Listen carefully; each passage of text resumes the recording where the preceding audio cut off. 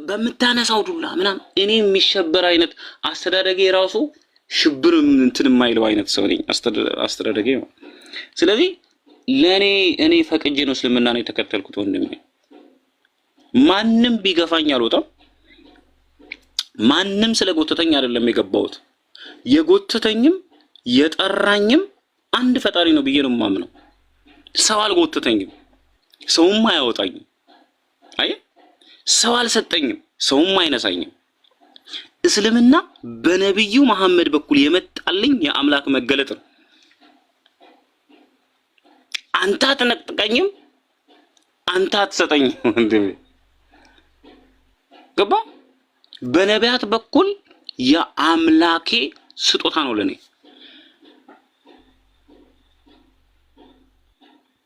ሰንሰለት ይዞ እኔ ጋር የመጣ ትምህርት ነው። ሰንሰለት ይዞ እኔ ጋር የመጣ ትምህርት። ስለዚህ እኔ የምፈልገው በእስልምና ላይ እያደጉ መሄድ እንዴ ከጀነት ውጪ ምን እፈልጋለሁ? ከገነት ውጪ ምን እፈልጋለሁ? ለምንድን ነው እስልምናን በገንዘብ የምትመዝኑት? ለምንድን ነው የማይመዘን ነገር? እንዴት ባለ ሚዛን! እንዴት ባለ ሚዛን! እኔም ድሮስ በነገራችን ላይ እኔ ድሮ ሰዎቹ እንደዛ አንዳንዴ ብዙ ሰዎችን ሲሉ ይገርመኛል። እንዴት ነው እምነትን በገንዘብ ሰው የሚመዝነው? እንዴት ነው ህይወት በገንዘብ የሚመዘነው? እንደው ህይወቱን ሰጥቶ ይዳን እንጂ አንድ ሰው አይመጣጠንም እኮ። ገንዘብ ሰጥተህ ብትድን ገንዘብ ወጥደ እንዴት የረንም እንዴት ታመጣጥነዋለህ ወንድሜ? ከወረቀት ጋር እንዴት ታመጣጥነዋለህ? ነፍስን እንዴት ታመጣጥነዋለህ? አምላክን እንዴት ነው የምታመጣጥነው ወንድሜ? በምን አይነት መንገድ ታመጣጥነዋለህ? የሚመጣጠነው ከአምላክ ምህረት ጋር ነው እኮ። የሚመጣጠነው ከአምላክ ስጦታ፣ ነፃ ስጦታ እኮ ነው ኢስላም። ኢስላም እኮ ነፃ ስጦታ። ኢስላም ጋር መምጣት ያለብህ ለማመን ነው፣ ለመቀበል እኮ የምትመጣው ነፃ ስጦታ ነው። እና ብዙ ሰዎች እስልምና ትልቅ ነውና በነፃ ነው የመጣው። በጣም ትልቅ ነው እስልምና፣ ግን በነፃ መጣ። እስልምና ጋር ናእመን ነው ናእመን። አይ በቃ አይገርምም? ክፍያ የለህም፣ የምትወጣው የምትገባው ነገር የለም። ሁሉ ነገር በአላህ ምህረት በአላህ እጅ ላይ ያለ ነገር። አንተ መምጣት ያለብህ መተህ እጁ ላይ መደገፍ ብቻ፣ ኃይሉ ላይ መደገፍ ብቻ አንተ ያለብህ። ይሄንን ነው የተረዳሁት ወንድሜ። ይሄን ስረዳ ዝም አልኩኝ። ወይኔ እኔ እድሉን ባገኝ፣ የምሬን ነው የምልህ፣ በዙሪያዬ ወይኔ እድሉን ባገኝ። እኔ እኮ አሁን በዙሪያዬ ላሉት ውስጤ ይንቦገቦጋል። የምሬን ነው የምልህ፣ ግን በዙሪያዬ ማውራት አልችልም። አንዳንዴ አሁን ከእናንተ ጋር እንደዚህ ሳወራ አንዳንድ ሰዎች ይሰሙኛል እና ማውራት አልችልም። ማውራት አልችልም እኮ በዙሪያዬ ብዙ ሰዎች ዙሪያቸው ነፃ ነው። እኔ ግን ነፃነቴን ያገኘው ጊዜ ዙሪያዬ ነፃ የሆነ ጊዜ ከምንም ነገር ማለት ነው። ማን ነው እኔ ማን ቆጥሮ ሰጠኝና ነው መጥቶ ሙስሊምነቴን እና የኢስላም ተከታይ መሆኔን በምንም ነገር ልታመሻማቀቀኝ አትችልም እንዴ? በምንም ነገር እኔ ልታሸማቀቀኝ አትችልም። በምንም አልহামዱሊላህ ይጣፍጠኛል። አልহামዱሊላህ እና ዳንኩኔ ነፃ ወጣው ድኛለሁ እኮ በነገራችን ላይ እኔ የጀነት ነኝ። እኔ የዘላለም ህይወት ነኝ። እንዴት ቤሪያ እንዴት እላለሁ ሙስሊም ሆነ እንዴት አልልም? ምክንያቱም የማየውን አምላኬን ነው ምህረቱን ነው። በአምላኬ ምህረት ነው የጀነት ነኝ። አንተ በአምላኬ ምህረት ሙስሊም የሆንኩት የአንድ አምላክ አማኝ የሆንኩት በአምላኬ ምህረትና እዝነት ከሆነ ዘላለምን የምወስደው በአምላኬ ምህረት ነው።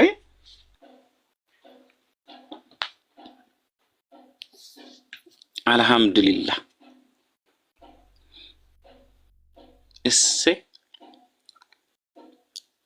እሰይ ነው ኢስላም ጋር ከመጣ እሰይ ነው የምትለው። አትታገል ወንድሜ አትታገል። የምሬን ነው የምልህ። በሌላ በምንም ቦታ አትታገል። ና ወደ ተቀደሰው ጉባኤ፣ ና ወደ ተለየው ጉባኤ፣ ና ወደ ነቢያት መንገድ፣ ና ለአንድ አምላኩ ብቻ ወደሚሰገድበት አደባባይ፣ ና የአንድ አምላክ ክብር ወደሚገንበት ቦታ፣ ና ወደ እስልምና ወንድሜ። አትሸወድ። የማንም ሃይማኖት የደሰኮረውን ዲስኩር አትከተል። ማንም የሆነ ሰው ተነስቶ ያስቀመጠልህን ነገር አትከተል። ና ወደ ኢስላም። ኢስላም የሰማይ መገለጥ ነው። እስልምና የነቢያት መንገድ ነው። ቁርአን የመጽሐፍት ሁሉ አረጋጋጭ ነው። የህይወትህን መሰረት ታድላድላለህ። እርፍ ነው የምትለው። ስትሰራ በደስታ ስትኖር በደስታ። ለዛ ነው በነገራችን ላይ አሁን ሁሉንም ሙስሊም በደስታ ነው የሚያደርገው። በነገራችን ላይ እወድሃለሁ ለአላህ ብዬ፣ እሰጥሃለሁ ለአላህ ብዬ፣ አምንሃለሁ ለአላህ ብዬ፣ ሁሉንም ለአምላክ ብሎ ስለሚያደርግ ቤሪያ በገንዘብ ነው የመጣው። እንደዛ አይደለም ወንድሜ። እኔ እንደዛ አይደለም ወንድሜ። እኔ በቃ ነፍሴ ናት የጠራችኝ፣ ውስጤ ነው በቃ ያመጣኝ። ማንም ጎትቶኝ አይደለም። ማንም ሰው አልጎተተኝም፣ ማንም አላስገደደኝና እሱ ሊታወቅ ይገባል። እሱ ሊታወቅ ይገባል። የምሬን ነው ወንድሜ። እሱ እንጂ የትሪኒቲ ኮንሰፕትን እኔ ሳልረዳ ቀርቼ አይደለም። የአንተ የምትለው አማደ ሚስጥራት የሚባለውን ነገር ሳልረዳ ቀርቼ አይደለም። መጽሐፍ ቅዱስ የምትለውን ነገር ሳላቀ ቀርቼ አይደለም።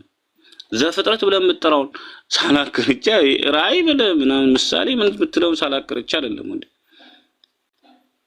ሳላቀርቼ ሳይሆን እነዛ የቆምክባቸው መሰረቱ ነው ሳላቀርቼ ሳይሆን፣ ነገር ግን ከዛ አውቀዋለሁ ከምለው ይልቅ እንዳውቀው የተገለጠልኝ ስለበለጠ ነው። እረዳዋለሁ ከምለው ይልቅ እንድረዳው የተሰጠኝ ነገር ስለበለጠ ነው ወደ ኢስላም የገባሁት፣ ወደ እስልምና የመጣሁት፣ ወደ ብቸኛው ጌታ እና ወደ ብቸኛው ወደ ተቀደሰው አምልኮ። በነገራችን ላይ የተመረጠ የተቀደሰ የተለየ አምልኮ ነው እስልምና። ለአንድ አምላክ ብቻ እንድታደርግ ማለት ነው። ቅዱስ አምልኮ ነው። በመንፈስ የሚደረግ አምልኮ ነው። በእውቀት የሚደረግ አምልኮ ነው እስልምና። የተለየ ጉባኤ፣ የተጠራ ጉባኤ፣ የተገባ በነቢያት ድምጽ የተለየ ጉባኤ፣ በአላህ ቃል የተለየ ጉባኤ። ይሄንን ሊታወቅ ይገባል። ይሄ በቃ የተመሰረትንበት ይሄ ነው እስልምና። እኔ እስልምና ወደ እስልምና ስመጣ የተመሰረትኩበት እውነት ይሄ ነው። አሚን። አላህ ያጽናኝ፣ አላህ ያጽናኝ። እኔ ዱዓ እንድታደርጉልኝ፣ ፕሬ እንድታደርጉልኝ፣ በስግደታችሁ በሁሉም ነገራችሁ ላይ እንድታስቡኝ የምፈልገው ነገር መምጣቱንስ መጥቷል፣ መጽናቱንስ ይጽና ነው ዋናው። መጥቷል፣ ቤሪያ መጥቷል፣ መንገዱ ተከፍቷል። ከዛ በኋላስ መጽናቱን ደግሞ ይጽና፣ ማደጉን ደግሞ ይደግ፣ ፍሬ ማፍራቱን ደግሞ ይቀጥል። እዚህ ጋር ደግሞ የተመሰረተበትን መሰረት ደግሞ ሳይነቅል እያደገ ይሄዳል። አይነቃነቅ ቤሪያ ያን ነው። በነገራችሁ ላይ ሙስሊሞች አንዳንዴ የልቤን እኔ በጣም የሚገርመኝ የልቤን መሻት ነው አንዳንድ ሙስሊሞች የሚናገሩት፣ ፍላጎቴን ማለት ነው። እኔ የልቤ ፍላጎት እንደው ደስታ ነው የሚያናግረኝ እኔ እዛ ስለሚያስገድዱኝ እንጂ ጸጥ ብል ደስ ይለኛል። ጸጥ ብል ብራ በቃ ስላልቻልኩ እንጂ ማወራው ማለት ጸጥ ብል ጸጥ በቃ አይ ጸጥ በቃ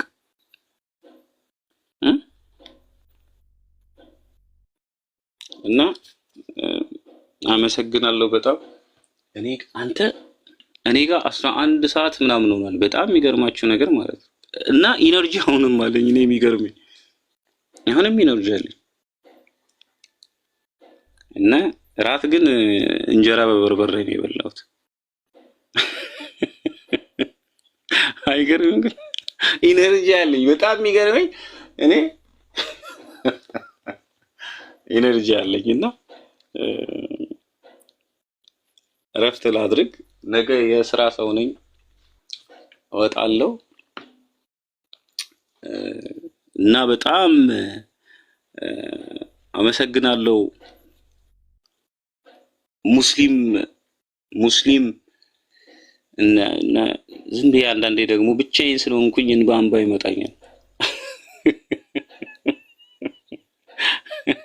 እና በጣም ቴንኪዩ ስለምታስቡልኝ። ማንም በዙሪያዬ ባይሆን ግን በአንዷ ኮሜንት በጣም ነው ሃፒ ማረገው። በጣም ነው ደስተኛ በጣም ማለት ነው ከምታስቡት በላይ እና በጣም ቴንኪዩ አመሰግናለሁ።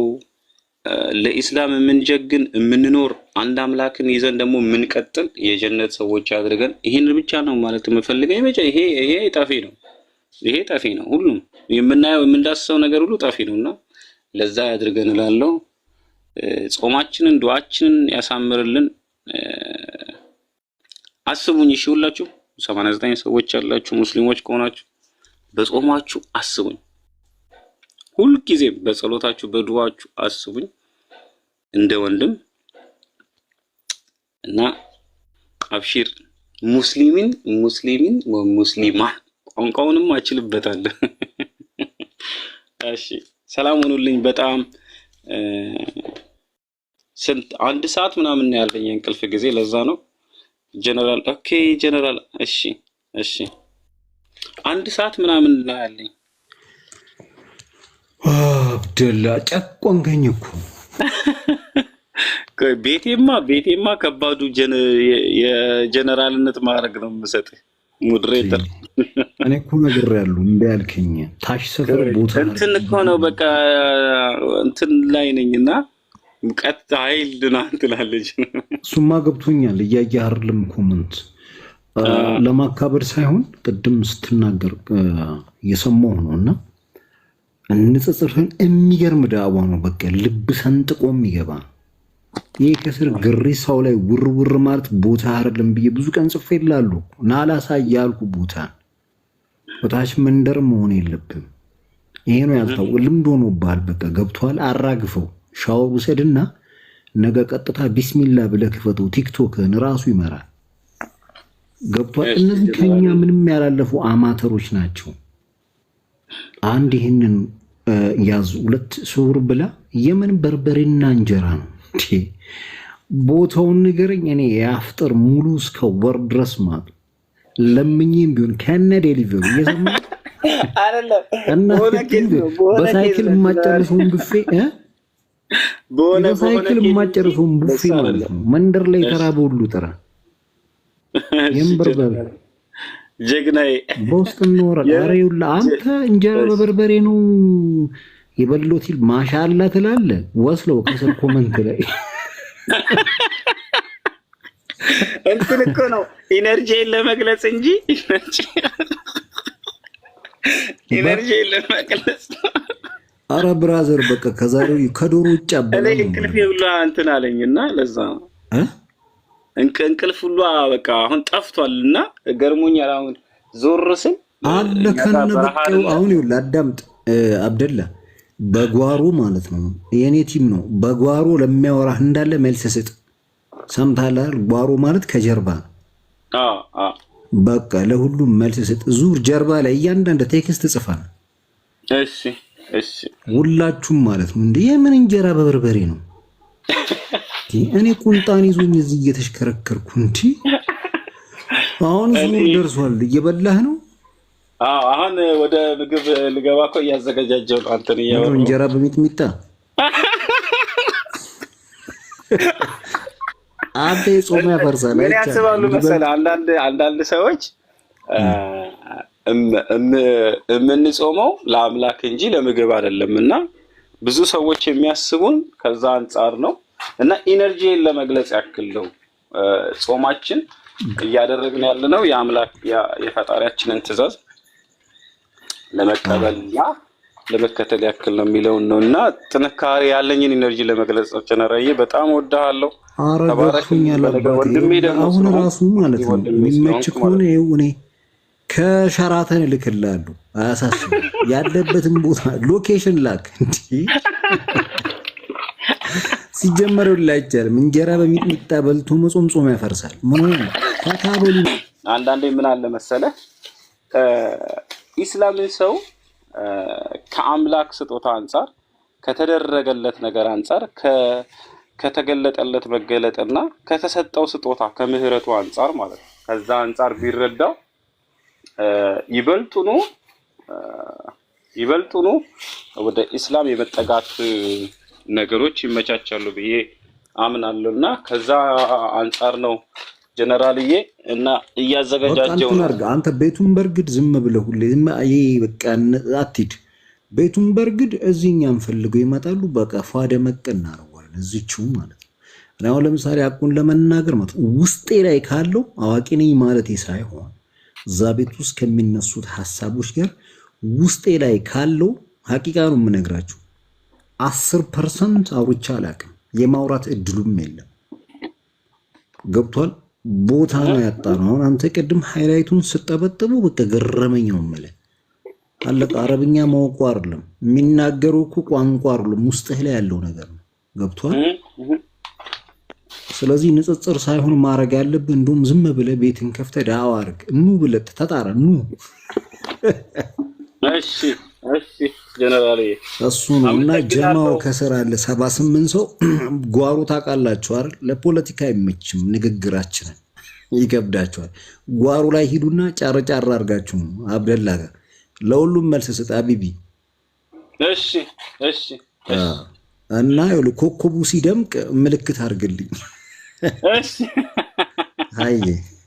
እሺ ጀነራልዬ አመሰግናለሁ በጣም ሁላችሁም ከታች ያላችሁ 76 ሰዎች እና ትንሽ ምግብ እበላለሁ እና ታበረቱኛላችሁ። አብራችሁኝ ናችሁ፣ ሁልጊዜም ከጎኔ ናችሁ።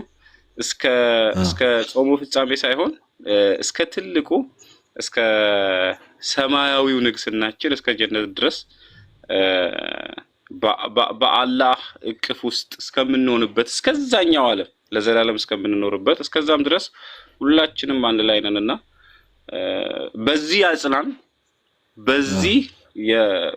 በዚህ የፈጣሪ ቤት አለ፣ በዚህ የፈጣሪ ቃል አለ፣ በዚህ የነቢያት እምነት አለ፣ በዚህ ደግሞ ፍቅርና የወንድማማችነት መዋደድ አለና በዚህ እንጸናለን ደግሞ እናድጋለን ብዬ አምናለሁ። አመሰግናለሁ ጀነራል፣ ሁላችሁንም ወዳችኋለሁ። 79 ሰዎች ቴንኪው ጀነራል። የለውጣ ሆይ አፍጥር እንግዲህ ቪአይፒ የሆነ አፍጥር እያፈጠርክ ፎቶ ላክልኝ። እሺ አለቀ። ብላ በቃሽ።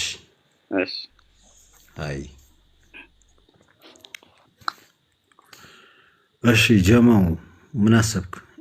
ይቆለፍ ወይስ እስኪ በላ እንድ ከኔ ጋር ቀጥሎ እስኪ በላ